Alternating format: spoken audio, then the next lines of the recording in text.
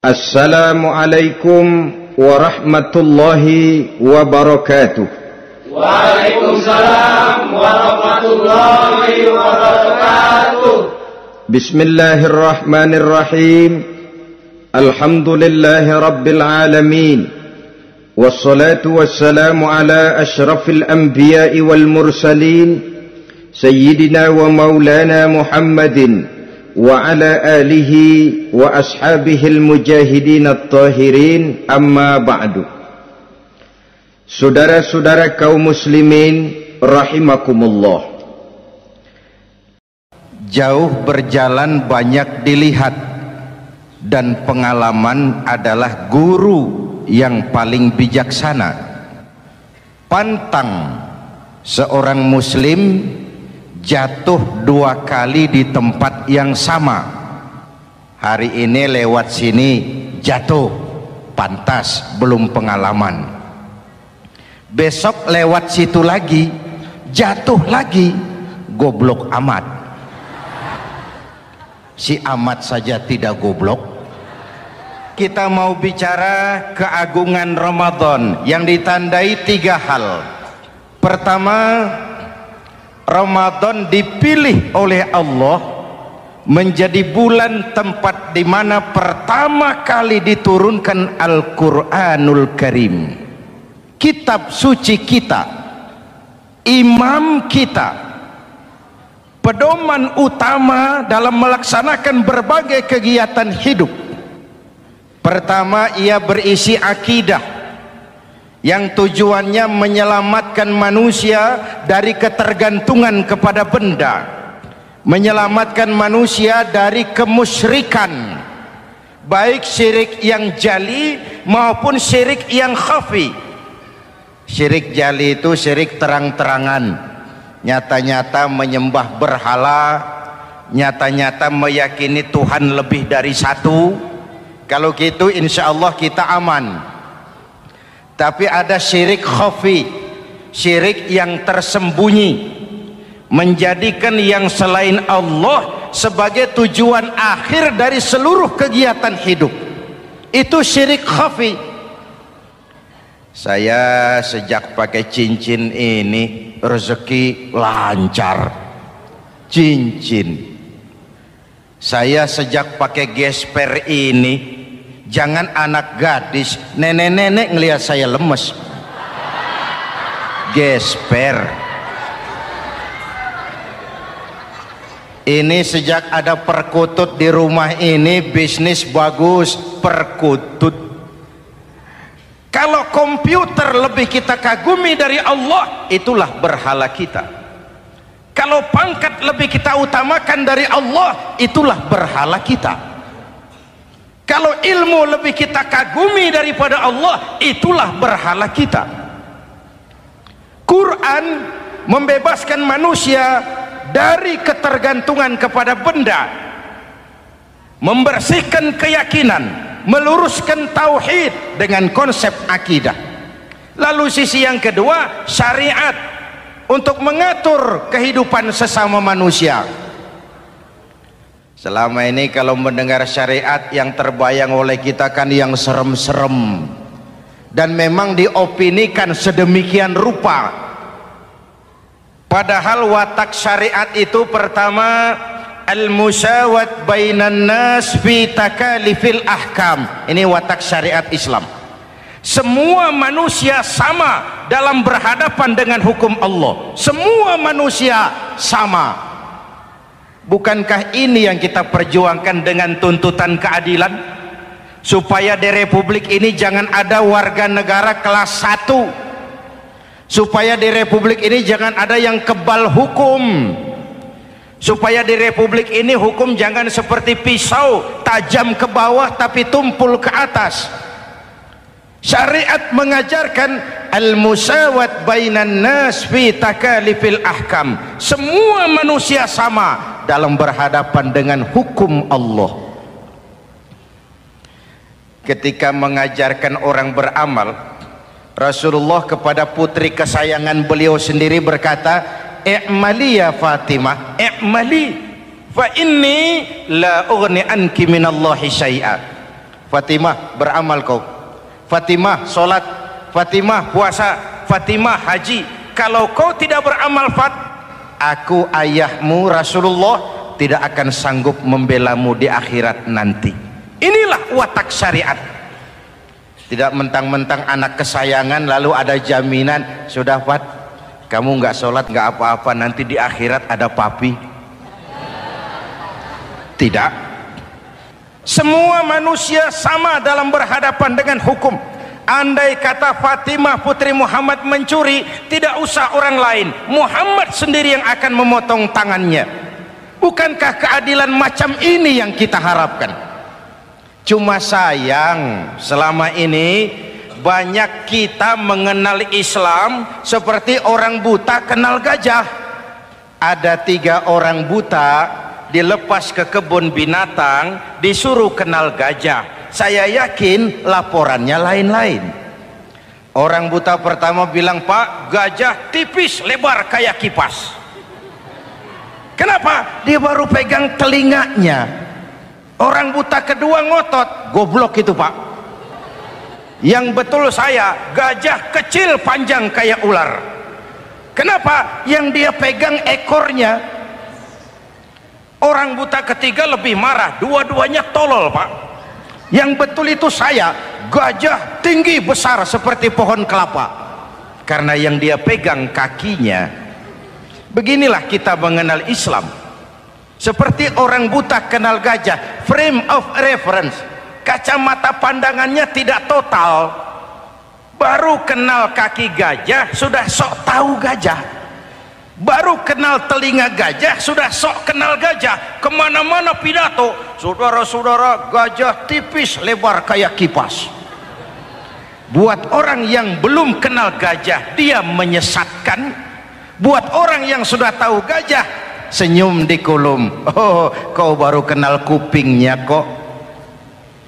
Begitulah kadang-kadang kita baca Quran, ayatnya yang keras, kesannya Islam itu sangar, Islam itu sadis, Islam itu perang.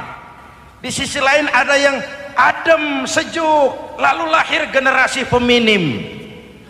Buat saya yang terpenting semua kita perlu. Rasul mengajarkan, la takun ratban fatuksara wala yabisan fatuksara. Jangan lemah, nanti kau diinjak orang, tapi jangan keras, nanti kau dipatahkan orang. Hadirin yang saya hormati, lalu syariat juga punya at-tadrij fit tasri', tahapan dalam melaksanakan syariat. Oleh karena itu Ramadan yang keagungannya ditandai dengan turunnya Al-Quran harus jadi momentum kembalinya kita kepada Al-Quran. Quran itu imam, kita ini makmum. Saya mau tanya, imam ikut makmum apa makmum ikut imam? Makmum ikut imam apa imam ikut makmum? Makmum ikut imam.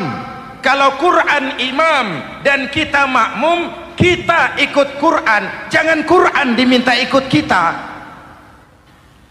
Imam ruku, kita ruku, imam sujud, kita sujud, imam i'tidal, kita i'tidal. Ke barat kata Quran, ke barat kita berangkat, ke timur kata Quran, ke timur kita menuju. Halal kata Quran, ambil, haram menurut Quran, tinggalkan. Kalau dia imam dan kita adalah makmum, mari berimam kepada Al-Quranul Karim. Yang kedua, keagungan Ramadan ditandai dengan perintah melaksanakan ibadah puasa. Para ulama menyebut puasa itu ibadah sirriyah, ibadah rahasia, ibadah abstrak, tidak ada unsur sugesti. Kalau kita sholat, orang lihat.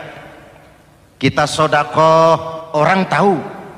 Kita pergi haji, satu kampung nganter. Kita puasa, cuma kita dan Allah. Pura-pura sholat, ketahuan Pak. Pura-pura sodakoh, nggak bisa dong, apa yang disedekahin. Pura-pura haji, kemana perginya? Tapi pura-pura puasa, gampang. Keluar rumah, bibir lap yang kering, jalan lemesin dikit, ada angin miring. lemes amat puasa. Sirriyah, abstrak. Ibadah lain bisa dinilai, wah itu teman kita sodakohnya berani ya. Kok tahu kamu? Kelihatan dari jumlahnya. Itu sholatnya khusyuk ya. Kok ngerti kamu? Kelihatan dari geraknya. Tetangga sebelah itu rasa-rasanya hajinya mabrur ya. Kok ngerti kamu? Kelihatan dari tingkah lakunya setelah pulang haji. Kalau yang sebelah lagi itu haji tomat. Di Mekah tobat sampai kampung kumat. Ibadah lain kelihatan bisa dinilai, tapi puasa tidak bisa dinilai. Belum pernah saya dengar orang bilang teman kita puasanya mantap betul ya. Kok tahu kamu? Beludah terus. Nggak ada hubungannya.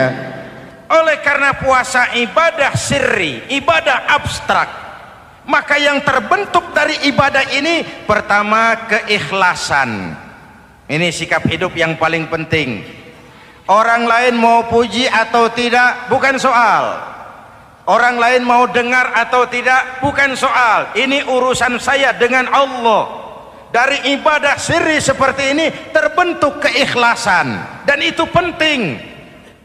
Penyakit yang namanya stres lalu menjadi stroke itu umumnya karena orang kehilangan keikhlasan. Tetangga sebelahnya beli TV, dia demam, panas dingin. Temannya naik jabatan, dia masuk rumah sakit. Temannya beli rumah, dia mati. Disiksa oleh perasaannya sendiri.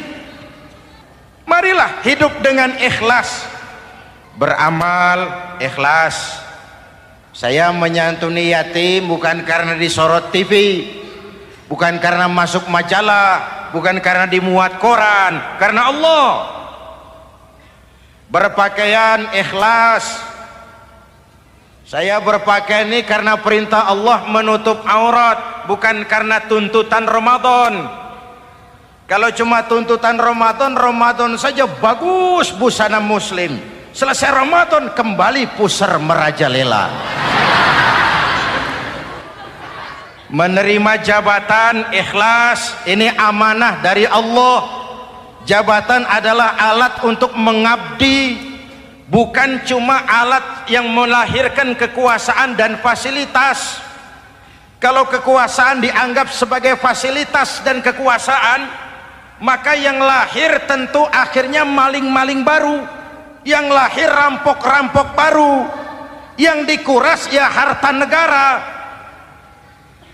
Hadirin yang saya hormati, ikhlas menerima jabatan dengan keyakinan ini amanah Allah, amanah akan dimintakan pertanggungan jawab. Ini alat untuk berbuat baik, ini alat untuk mengabdi. Kalau cuma digambarkan kekuasaan jabatan sebagai kekuasaan dan fasilitas, itu yang lalu banyak melahirkan rampok-rampok baru. Betul? Iya, kalau jabatan kan gajiannya jelas. Menteri gajinya jelas, anggota DPR gajinya jelas, presiden, wakil presiden gajinya jelas. Tetapi ketika fasilitas dan kekuasaan banyak memberikan hasil, jangan heran lalu muncul penjarahan terhadap kekayaan-kekayaan yang justru merupakan milik rakyat. Ikhlas dalam menerima jabatan, ikhlas dalam berbuat, ikhlas dalam beramal. Lalu yang kedua, jujur. Tadi siang saudara sholat zuhur apa tidak? Sholat. Yang sholat? Ya enggak, ya enggak. Sebelum sholat zuhur kan saudara berwudu. Waktu berwudu kan saudara berkemur, memasukkan air ke mulut. Umpama waktu berkemur saudara korupsi, dikit saja airnya saudara minum, jangankan hansip, jangankan satpam, jangankan polisi, teman sebelah pun tidak tahu kalau waktu berkemur kita korupsi. Kenapa kita tidak mau melakukan itu? Ada rasa malu kepada Allah. Alangkah positifnya kalau ini diterjemahkan dalam kehidupan. Sekarang kan kita berpikirnya Allah ditekan. Kamu korupsi ya? Iya, Tuhan kan tahu. Biarin, Tuhan mah tahu, nggak ribut. Nggak ribut katanya. Tapi kalau 3 orang saja tahu, geger kantor. Bayangin, Tuhan aja ditekan, Tuhan diintimidasi, apalagi orang lain.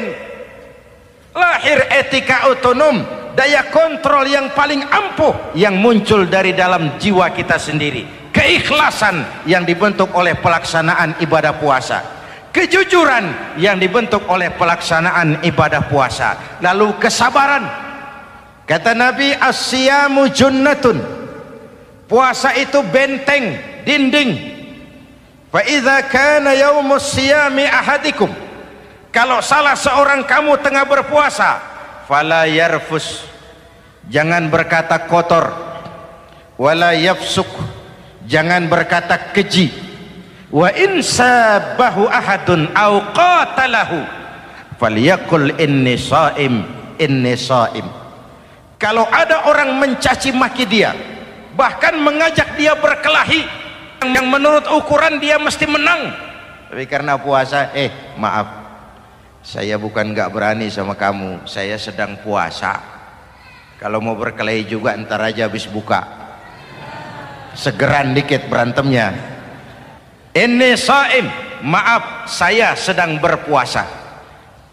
Itu merupakan benteng. Orang itu kan kalau lagi puasa kondisi lapar, haus, temperamen kan tinggi, sedikit tersinggung temperatur naik, sama marah gampang. Kalau waktu begitu dia bisa sabar, ketika kenyang sudah nggak ada masalah. Sabar baik dalam taat kepada Allah, sabar dalam melaksanakan perintahnya, sabar dalam meninggalkan larangannya, dan sabar di dalam menghadapi musibah, kesulitan-kesulitan dalam kehidupan kita. Hadirin, kalau ibadah berpuasa kita baik, kita yang malam ini pasti bukan kita 20 hari yang lalu. Kita yang malam ini, kita yang sudah ditempa oleh penggojologan Ramadan, ditempa oleh kawah candra di mukanya Ramadan, sehingga membias dalam pembentukan pribadi. Setiap ibadah yang dikerjakan dengan benar pasti punya dampak positif dalam meluruskan moral orang yang melaksanakan ibadah itu sendiri. Jangan sampai terjebak kepada rutinitas ritual. Akhirnya seperti yang sering saya ungkapkan, sholat rajin, maksiat tekun, baca Quran mau, fitnah orang hobi, sedekah ya sedekah tapi nyolongnya lebih gede dari sedekahnya. Sedekahnya cuma untuk ngumpetin korupsinya. Akhirnya jadi lipstik, akhirnya jadi dekorasi. Setiap ibadah yang dikerjakan dengan benar punya dampak positif dalam meluruskan moral dan memperbaiki akhlak orang yang melaksanakan ibadah itu sendiri. Begitulah Ramadan, ada pelaksanaan ibadah puasa, dan untuk puasa Nabi bersabda, lis-shaimi farhatani, farhatun indal iftar wa farhatun inda liqa'i rabbih. Buat orang yang berpuasa ada 2 kegembiraan yang tidak dimiliki oleh yang tidak melaksanakan puasa. 2 kegembiraan. Pertama, farhatun indal iftar, kegembiraan menjelang saat-saat berbuka. Hati itu besar, rasa optimisme, padahal bukanya cuma sama tempe, sama tahu, sama ikan asin. Tapi entah makin dekat maghrib hati makin berbunga, ada kebahagiaan yang tidak bisa diceritakan. Allahumma lakasumtu, ya Allah, hari ini saya laksanakan perintahmu, saya lawan rasa nafsu, saya tempuh lapar, haus, saya tunaikan semua ini. Itu kegembiraan yang puasa. Yang kedua, wa farhatun inda liqa'i rabbih, kegembiraan kedua nanti di akhirat pada saat bertemu dengan Allah Subhanahu wa ta'ala. Masuk surga nikmat, bertemu Allah jauh lebih nikmat. Hadirin yang saya hormati, bahkan di surga ada sebuah pintu yang khusus disiapkan bagi orang-orang yang melaksanakan puasa. Tidak bisa masuk ke pintu itu kecuali orang yang puasa, dan pintu itu disebut pintu Rayyan, Babur Rayyan, pintu Rayyan, yang hanya boleh dimasuki orang-orang yang melaksanakan ibadah puasa. Hadirin, lalu yang berikutnya, ibadah puasa ganjarannya abstrak.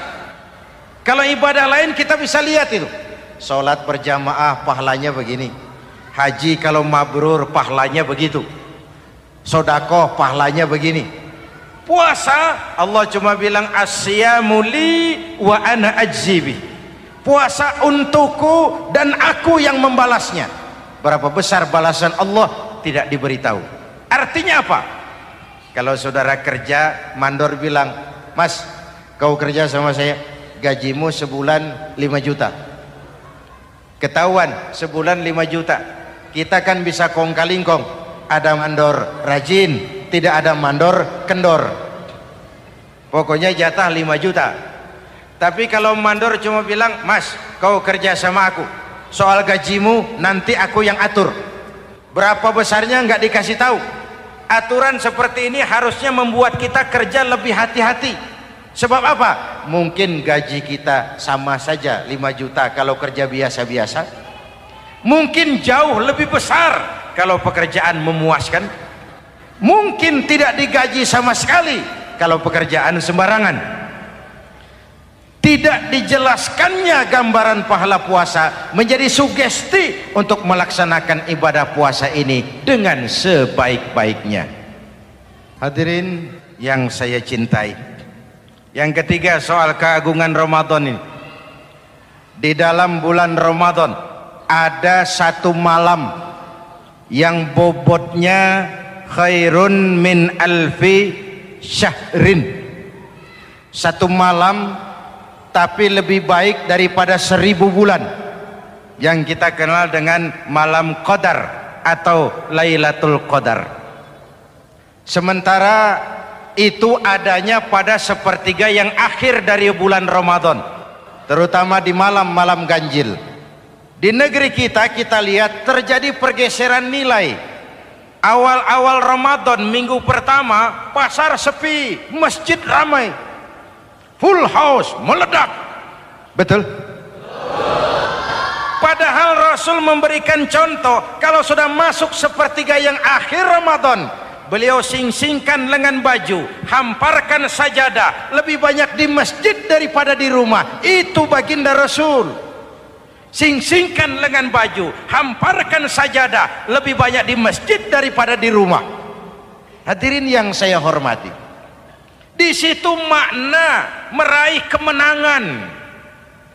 Karena itu lebaran lain dengan Idul Fitri. Lebaran siapa saja boleh ikutan, tapi Idul Fitri milik orang yang melaksanakan ibadah Ramadan dengan baik. Nah, saya kembali kepada Lailatul Qadar. Semua kita, kecil atau besar, sengaja atau tidak, khilaf atau terpaksa, pasti punya yang namanya dosa. Di sini semua yang hadir nih, include saya, apa ada yang tidak punya dosa? Ayo, jujur. Apa ada di antara kita di sini yang nggak punya salah? Apa ada yang nggak punya dosa? Setiap kita, kecil, besar, sedikit, banyak, terlupa, terpaksa, pasti punya salah. Sekarang kalau mau hitung dagang, kita diberi umur 65, 40 tahun penuh dosa, lalu taubat 25 tahun. Menurut neraca hukum dagang belum seimbang. Dosa 40 tahun ditebus taubat 25 tahun menurut neraca hukum dagang. Untung Allah tidak dagang-dagangan kepada kita. Di Ramadan ini Allah ngobrol pahala. Di Ramadan ini Allah membuka pintu rahmah yang seluas-luasnya.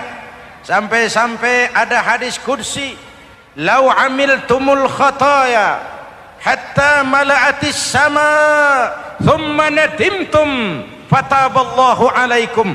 Kalaupun kamu berbuat dosa, penuh langit dengan dosamu, kemudian kamu menyesal dan bertaubat, Allah pasti akan menerima taubatmu. Hadirin yang saya hormati, inilah momentum Ramadan, saat dimana kita melakukan pemutihan diri. Masih ingat cerita dalam kitab Durratun Nasihin? Saya ulang lagi cerita ini untuk sugesti. Ada buajingan tengik pernah membunuh 99 orang. Satu saat hidayah datang kepadanya, terniat ingin bertaubat. Dicarinya seorang ustadz, ketemu ustadz kepala ngajar. Ustadz, ya, apa? Saya mau taubat, diterima apa tidak taubat saya? Emangnya dosa kamu apa? Saya pernah membunuh 99 orang Ustadz. Ustadznya melotot, wih, banyak amat. Nggak segampang itu nyawa hak prerogatif Allah, cuma Allah yang berhak ngambil. Membunuh tanpa alasan yang benar dosa besar, dosamu kelewat banyak mas, nggak bisa.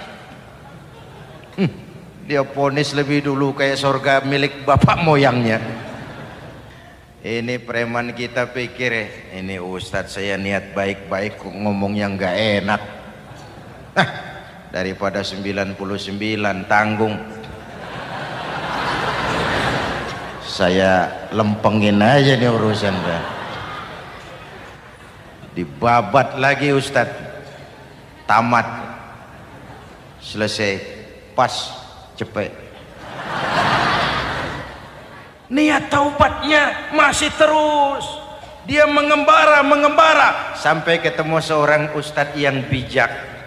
Waalaikumsalam Ustadz. Assalam. Ada apa? Ustadz, saya mau taubat, diterima apa enggak sih? Oh, sebelum mentari terbit dari sebelah barat, sebelum nafasmu sampai di tenggorokan, Allah akan menerima taubatmu. Boleh jadi dosamu besar, tapi ampunan Allah lebih besar dari dosamu. Begitu Ustaz. Iya. Cuman ngomong-ngomong dosamu apa sih? Ustaz, saya sih tadinya cuma bunuh 99 orang. Terus ada Ustaz ngomongnya nggak enak, jadi saya cukupin 100. Oh, taubatmu diterima asal benar-benar. Cuma begini saja, kampungmu kampung brengsek tuh, lingkunganmu nggak sehat. Kalau kau pulang ke sana lagi, niat taubatmu bisa lentur dan luntur. Kamu pindah saja, hijrah ke kampung lain yang lebih baik. Baik Ustadz, makasih. Wah, ngepak koper, pindah. Belum sampai ke kampung yang dituju, ajal datang merenggut nyawa. Ketika ruh keluar dari jasad, ini malaikat rahmah dengan malaikat azab rebutan. Kata malaikat rahmah, ini jatah saya, orang ini sudah taubat, tempatnya di surga. Kata malaikat azab, nanti dulu, taubat sih taubat, 100 bagaimana urusannya? Bertengkar. Akhirnya Allah mengutus malaikat Jibril, kau adili. Kata Jibril, ukur sajalah mana yang lebih dekat, kampung yang dituju atau kampung yang ditinggalkan. Ketika diukur, kampung yang dituju lebih dekat dari kampung yang ditinggalkan. Kata Jibril, dia jatah malaikat rahmah, taubatnya diterima Allah. Nah, kalau mendengar riwayat seperti ini, jangan diartikan bahwa untuk taubat mesti membunuh 100 orang. Ini harus diartikan bagaimanapun besar dosa dan kesalahan yang kita lakukan, jangan putus asa dari rahmat Allah. Sebaliknya, bagaimanapun banyak kebaikan yang kita kerjakan, jangan puas hati dan sombong diri. Kita belum tahu akhir perjalanan hidup ini. Kita hanya berbuat dan berbuat. Kepastian itu haknya Allah. Ada yang masuk neraka karena menyiksa kucing, ada yang masuk surga walaupun sudah membunuh 100 orang. Bahkan kalau nanti saudara di surga ketemu orang-orang soleh, saudara nggak usah kaget, itu memang tempatnya di surga. Saudara akan kaget nanti kalau di surga ketemu pelacur masuk surga. Penasaran, saudara samperin, Mbak Yu, iya Mas, sampean ada di sini, apa Allah nggak salah wesel ini? Iya Mas, saya ini ada di surga sini. Padahal waktu di dunia dulu saya ini siapa Mas tahu kan? Mas juga langganan kan waktu itu.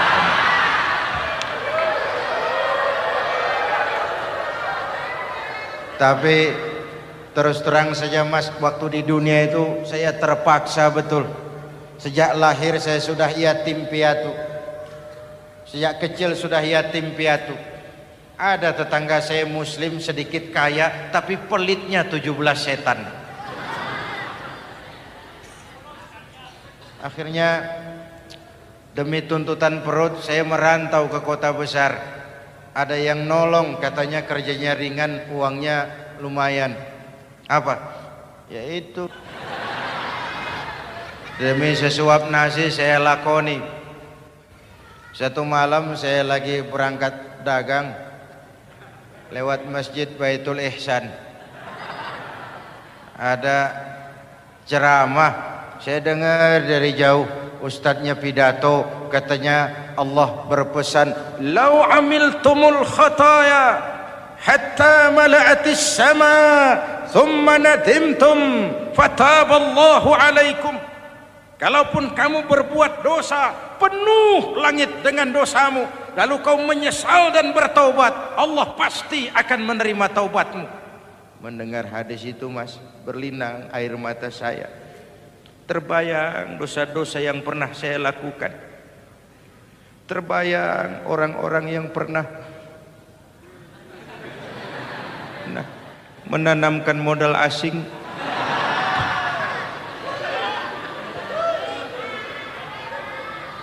Dikala itu hidayah datang, saya niat taubat pulang kampung Mas, mudik. Lagi ngepak koper mau mudik, tamu datang, saya bilang mulai malam ini saya berhenti dagang.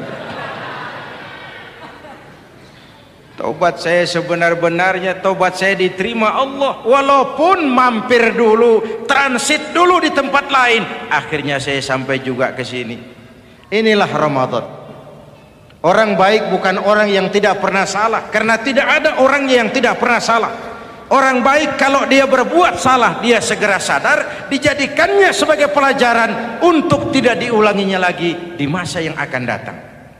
Maka Nabi berpesan, tuba liman syaghalahu aibuhu an uyubin nas.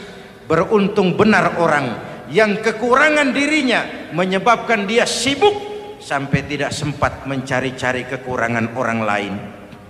Tapi celaka benar orang yang terlalu sibuk mencari-cari kekurangan orang lain sampai lupa dengan kekurangan dirinya sendiri. Hadirin, karena itu menurut Al-Imamul Ghazali, Lailatul Qadar itu malam istimewa. Adanya pada sepertiga yang akhir di malam-malam ganjil, 21, 23, 25, 27, 29. Tetapi yang ingin mendapatkan Lailatul Qadar harus berjaga-jaga sejak awal Ramadan. Nggak bisa pakai ilmu ngancem. Wah ini 21 malam nih, nggak keluar-keluar dari masjid. 22 libur, 23 absen lagi. Nggak bisa seperti itu. Ingin mendapatkan Lailatul Qadar harus berjaga-jaga sejak awal Ramadan. 1000 bulan kira-kira 83 tahun. Rata-rata umur orang sekarang kita ini jarang yang sampai 83. Jarang. Kalau menyontoh Rasul jatah kita 63. Hadirin yang saya hormati, sehingga dikatakan itulah fasilitas yang diberikan Allah kepada umat Muhammad ini. Walaupun umurnya relatif pendek, tapi amaliyahnya tidak kalah dengan umat zaman dulu. Benar, Nabi Nuh umurnya 950 tahun. Ibadah umatnya berarti panjang, tetapi mereka tidak ada Lailatul Qadarnya. Benar, Nabi Adam umurnya panjang 2000 tahun, umatnya rata-rata sekian, tetapi tidak ada nilai tambah yang diberikan Allah kepada mereka. Kita umat Muhammad ini umur relatif pendek. Kalau nyontoh Nabi 63 tahun, betul. Tapi bayangkan, ada Lailatul Qadar yang nilainya khairun min alfi syahrin, lebih baik daripada 1000 bulan, dan 1000 bulan 83 tahun. Kalau 10 tahun berturut-turut memanfaatkan Lailatul Qadar, maka artinya umur kita sudah sama dengan umur umat Nabi Nuh alaihi salam. Kualitas ibadahnya yang saya maksud. Tugas kita memanfaatkan peluang-peluang seperti ini dan mengisinya dengan berbagai kegiatan-kegiatan ibadah. Mumpung Allah menyediakan itu buat kita bersama. Tahun depan nggak ada jaminan kita ketemu Ramadan lagi. Karena itu mumpung senyampang ini diberikan kesempatan memasuki minggu-minggu 10 yang terakhir dari Ramadan, sing-singkan lengan baju, hamparkan sajadah, dan berusaha lebih banyak di masjid daripada di rumah. Hadirin yang saya hormati, dari pembicaraan singkat yang saya sampaikan, Ramadan menjadi agung oleh karena 3 hal. Pertama, ia dipilih menjadi bulan tempat di mana pertama kali diturunkan ayat-ayat suci Al-Quran. Karenanya Ramadan disebut juga sebagai Syahrul Quran, bulan Al-Quran. Karenanya Ramadan juga kita lebih intens memasuki kehidupan Al-Quran sebagai makmum dan kita sebagai imam. Jika Quran adalah imam dan kita adalah makmum, maka konsekuensinya makmum harus ikut imam, bukan imam yang ikut makmum. Yang kedua, keagungan Ramadan ditandai dengan pelaksanaan ibadah puasa. Setiap ibadah yang dikerjakan dengan benar pasti punya dampak dalam memperbaiki moral, meluruskan akhlak orang yang melaksanakan ibadah itu sendiri. Maka bulan suci Ramadan menjadilah kawah candra di muka, menjadi bulan training, bulan latihan. Saya sering ibaratkan, Mike Tyson masuk latihan, keluar latihan, tinjunya makin hebat. Hewitt masuk latihan, keluar latihan, tenisnya makin canggih. Zinedine Zidane masuk latihan, keluar latihan, sepak bolanya makin hebat. Kalau latihan tiap hari, main kalah terus, orang kan ngomong, buat apa latihan? Kita sebulan penuh latihan supaya bulan-bulan sesudah Ramadan nanti kita jangan sampai kalah dalam permainan hidup ini. Hidup ini kan permainan. Ada yang sekarang ini main sebagai pedagang, main sebagai pejabat, main sebagai pengusaha, main sebagai seniman. Hidup ini permainan. Wa mal hadhil hayatud dunya illa lahwun wa la'ib. Ini cuma permainan. Senarionya sudah ditetapkan oleh sang sutradara Allah Azza wa Jalla. Ini permainan saja. Maka bermainlah sesuai dengan aturan main. Karena hidup memang permainan. Tapi jangan main-main. Walaupun ini permainan, bermainlah dengan benar. Jangan main-main. Kalau main-main, kalah. Sepak bola permainan, main-main kalah. Bulu tangkis permainan, main-main kalah. Hidup ini permainan, main dengan benar, main sesuai dengan aturan main, main-main kalah. Hadirin yang saya hormati, karena itu 1 bulan untuk menghadapi 11 bulan sesudahnya. Yang ketiga, ditandai keagungan Ramadan dengan ada nuzulul Quran. Diberikan Allah kepada siapa saja yang dikehendakinya. Semoga ibadah yang sudah kita kerjakan kiranya diterima Allah. Yang masih akan kita kerjakan diberikan kita kekuatan zahir dan batin untuk dapat melaksanakannya dengan sebaik-baiknya. Ala hadhihi niyyah wa ila hadratin nabi. Al-Fatihah.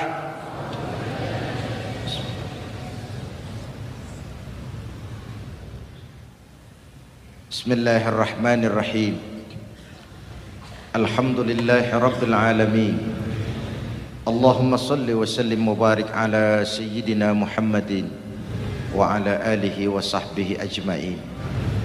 Ya Allah, dengan sepenuh perasaan dan pengharapan dalam segala kerendahan dan kelemahan, ampuni dosa kami, dosa ibu bapa kami, dosa saudara-saudara kami umat Islam. Kalau selama ini lebih banyak lalai kami dari ingat kami, lebih banyak keluhan kami dari syukur kami, lebih banyak marah kami dari sabar kami, tunjuki kami jalan-Mu yang lurus, yang apabila kami berpijak di atasnya, tidaklah kami akan tersesat buat selamanya. Ya Allah, karuniakan kepada kami rakyat dan bangsa Indonesia pemimpin-pemimpin yang takut kepadamu dan sayang kepada kami. Berikan mereka kekuatan zahir dan batin untuk dapat membawa kami rakyat dan bangsa Indonesia menapak menuju hari esok yang lebih pasti dan lebih baik. Rabbana hab lana min azwajina wa dhurriyyatina qurrata a'yun waj'alna lil muttaqina imama. Rabbana atina fid dunya hasanah wa fil akhirati hasanah wa qina adzaban nar. Rabbana taqabbal minna salatana wa siyamana وقيامنا وتخشعنا وتعبدنا وتمم تقصيرنا يا أرحم الراحمين. ربنا اجعلنا من السعداء المقبولين ولا تجعلنا يا الله من الأشقياء المردودين. أفضل ما قلته أنا والنبيون من قبلي لا إله إلا الله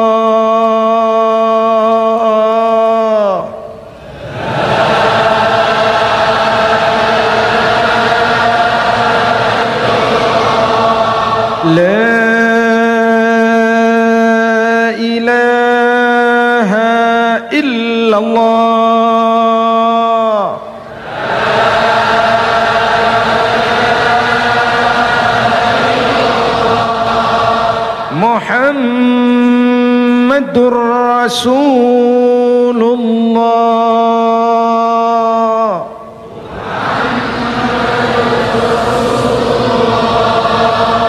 Sallallahu alaihi wa alihi wasallam. Kalimatu haqqin 'alaiha nahya wa 'alaiha namut wa 'alaiha wa biha nub'atsu insyaallah minal aminin minal aminin minal aminin rahmatika ya arhamar rahimin. Sallallahu ala sayyidina Muhammad wa ala alihi wa sahbihi ajma'in. Subhana rabbika rabbil izzati amma yasifun. Salamun alal mursalin walhamdulillahi rabbil alamin. Wassalamu alaikum warahmatullahi wabarakatuh.